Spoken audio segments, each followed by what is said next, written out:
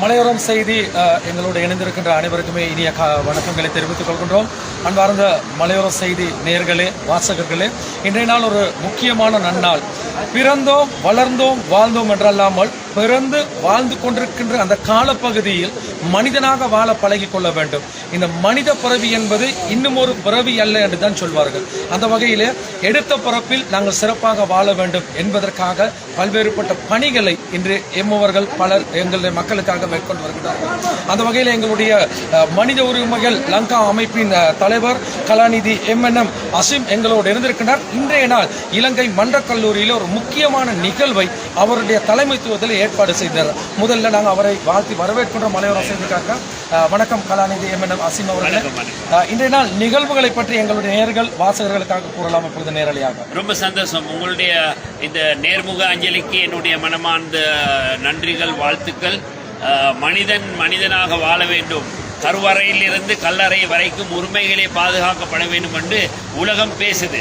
ஆனால் அதனுடைய யதார்த்தத்தை யாராவது கண்டு கொண்டாங்கன்னு சொன்னால் எல்லோரும் நினைத்து கொண்டிருக்கிறார்கள், நாங்கள் அந்த குடும்பத்தை சார்ந்தவர்கள், நாங்கள் இந்த பரம்பரையை சார்ந்தவர்கள், எங்களுக்கு இவ்வளோ சொத்து இருக்குது, இவ்வளோ செல்வம் இருக்குது, எங்களுக்கு இதை செய்யலாம் அதை செய்யலாம், ஊரை பெரட்டலாம் என்று. ஆனால் 200 வருடம் வாழ முடியும் என்று நினைத்து கொண்டிருக்கிறாங்க. ஆனால் அதல்ல உண்மை. இதனுடைய மறைவான உண்மை எது தெரியுமா? நாங்க மனிதத்துவத்தை மதித்து நடந்தோம், மனிதத்துவம் நாங்க வாழ்க்கையை நடத்தினோம். இந்த வையகத்தை விட்டு நாங்க பிரிந்து போறோம். போகும் பொழுது உயர்ந்த ஜீவன் யாரு? மனிதன். அந்த ஜீவனுக்கு தான் 6வது அறிவு என்று சொல்லக்கூடிய சிந்திக்கும் ஆற்றல் கிடைக்கப்பட்டது. யாருக்கு கிடைச்சது? மனிதனுக்கு. அது மிருகங்களுக்கு கிடைக்க இல்லை, ஏனைய ஜீவராசிகளுக்கு கிடைக்க இல்லை. அந்த உயர்தரமான பண்பு கிடைத்த மனிதன் என்ன செய்யறான்? அவன் இன்னும் ஒருத்தரை ஏறி மிதிக்கிறான்.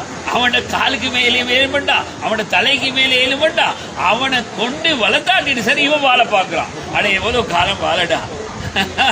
இதுதான் உலகம். அதனால மனிதத்துவத்துக்கு உண்டான மதிப்பை மரியாதையை நாங்கள் கொடுப்பது 19 வருடம் எங்களுடைய அந்த பயணத்தில் ஆக முக்கியமான சிறப்பான நாள் இன்று.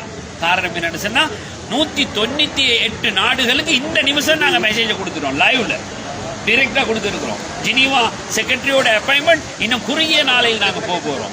ஒரு டெலிகேஷன் இதுக்கு போறோம். போயிட்டு என்ன செய்ய போறோம்? பூரா உலகத்திலேயுமே 2 நிமிட மௌன அஞ்சலியை கொடுங்க.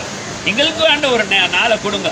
எல்லாருக்கும் கோழிக்கு நாள் இருக்குது, முட்டைக்கு இருக்குது, சாவலுக்கு இருக்குது, லவர்ஸ் டே, பிரதர்ஸ் டே, ஃபாதர்ஸ் டே, ஹெல்டர்ஸ் டே, எல்லா டேயும் இருக்குது.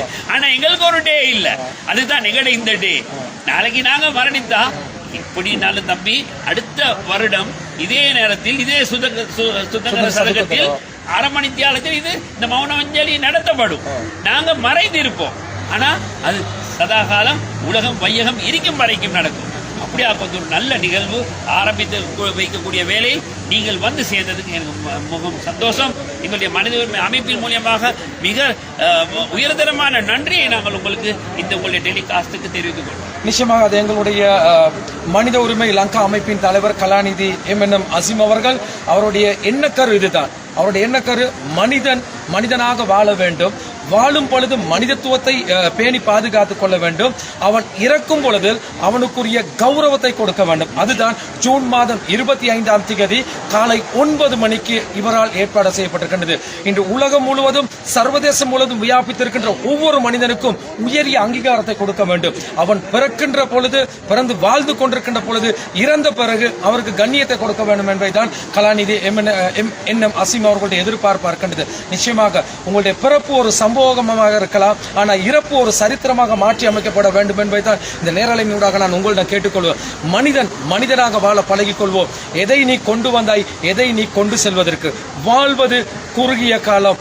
அந்த வாழும் காலத்தில் நாங்கள் வாழையடி வாழையாக வாழ்ந்து விட்டு செல்வோம். Thank you, good luck and God bless you. நன்றி நன்றி.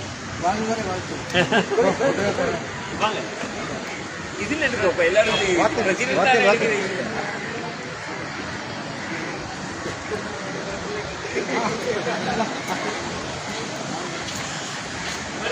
இங்க எடுக்கிறாரு.